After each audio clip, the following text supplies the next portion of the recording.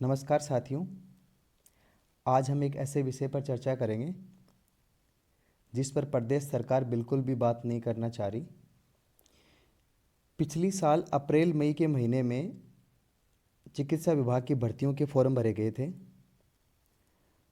जिनके provisional result 7 भर्ती परीक्षाओं के सितंबर लास्ट और अक्टूबर फर्स्ट में जारी कर दिए गए थे, जिनमें लगभग 16 से 17 हज़ार विद्यार्थियों का अंतिम चयन हुआ था। जब एक विद्यार्थी का चयन होता है तो 2 घरों में खुशियाँ आती हैं। लगभग 35,000 घरों में खुशियाँ मनाई गई थी।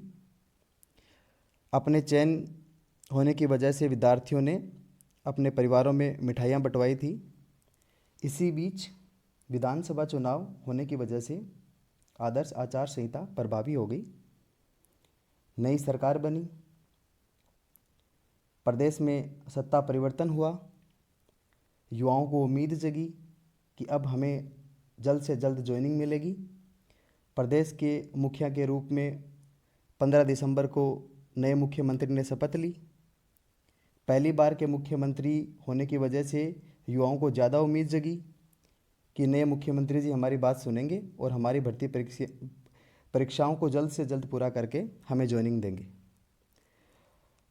कुछ इंतज़ार के बाद में जब 5 जनवरी को मंत्रिमंडल का गठन भी हो गया, उसके बाद में विधानसभा का सत्र बुलाया गया और विधानसभा के सत्र में जब नेता प्रतिपक्ष टीकाराम जूली ने चिकित्सा मंत्री से इन भर्तियों के बारे में प्रश्न किया तो चिकित्सा मंत्री का जवाब स्पष्ट नहीं था।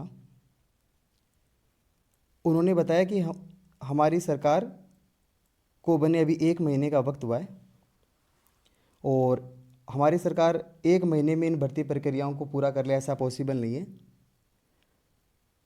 तो अभी 2 दिन पहले एक दैनिक भास्कर की एक कटिंग है, उसमें छपा हुआ है कि सरकार सुस्त, सीफू को निर्देशों का इंतजार, एक भी भर्ती पर नहीं आई गाइडलाइन।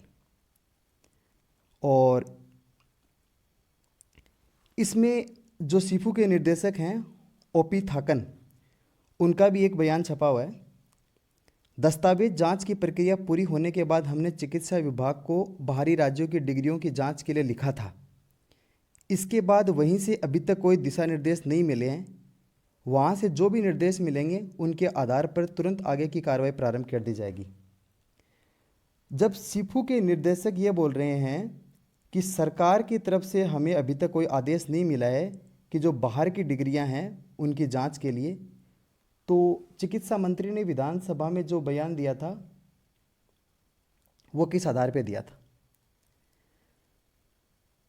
सरकार की मंशा पे सवाल खड़ा होता है कि 7 के आसपास काम हो चुका है, उसके बाद भी सरकार उनका रिजल्ट जारी नहीं कर पा रही।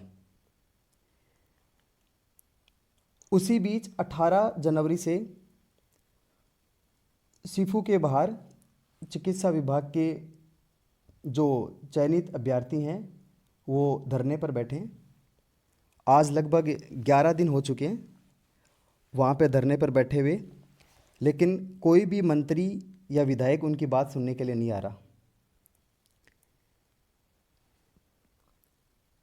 बहुत सारे बच्चे इस भर्ती परीक्षा में जो चयनित हुए हैं वो 8-8, 7-7 साल से संविदा पर चिकित्सा विभाग में नौकरी कर रहे हैं।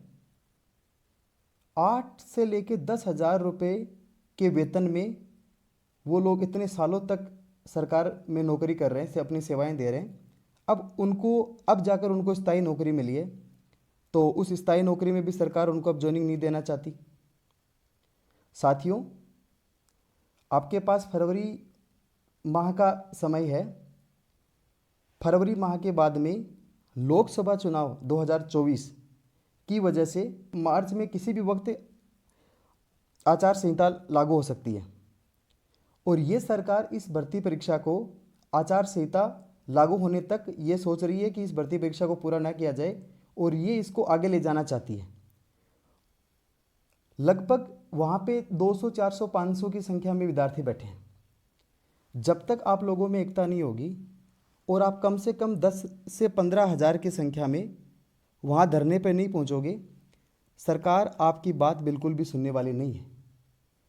आप लोग, मुझे पता है कि बहुत सारे साथी ऐसे होंगे जो सरकारी हॉस्पिटल में संविदा पे नौकरी कर रहे हैं, तो इस नौकरी करने की वजह से वो वहाँ धरने में शामिल नहीं हो पा रहे हैं।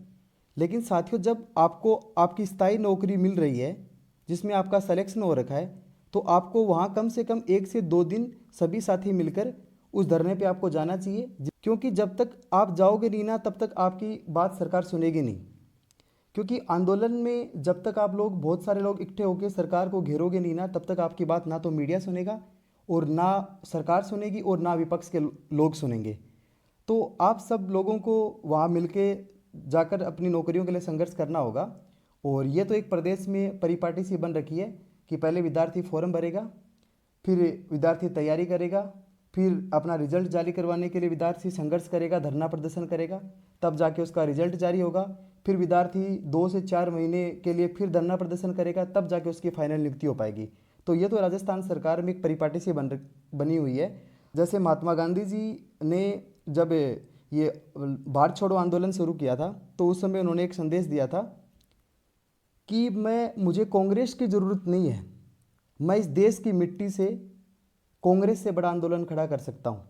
तो उनका कहने का मतलब यही था कि मेरे साथ इस देश की जनता है, तो मुझे किसी पार्टी, किसी संगठन, किसी की भी ज़रूरत नहीं है। ये देश की जनता मेरे साथ है, तो मैं बहुत बड़ा आंदोलन खड़ा कर सकता हूँ। तो आप लोगों को भी अपनी एकता दिखानी होगी और अपनी भर्ती को पूरा करवाने के लिए वहाँ लड़ना होगा। और अभी मैं तो आपसे निवेदन करूँगा कि सभी साथी और सरकार पर दबाव बनाएं, जिससे सरकार के मंत्री या सरकार के जो मुख्यमंत्री हैं उनके द्वारा बयान आए और जल्द से जल्द आपकी भर्ती प्रक्रिया को पूरा करके आपको ज्वाइनिंग मिले। धन्यवाद साथियों।